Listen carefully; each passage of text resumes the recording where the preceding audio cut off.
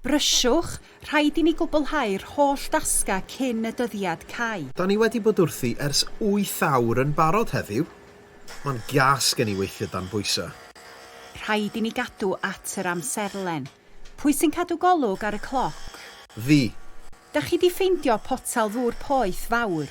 Mae'n bwysig bod y bos yn cadw'n gynnas pan mae o allan yn gyrru. Ydw, mae yna un yn barod. Pryd da ni'n cael ein talu? Wel ar ôl y Nadolig wrth gwrs. Oes na rwy'n o'r adran cynnal a chadw wedi bod yma eto? Oes wrth gwrs.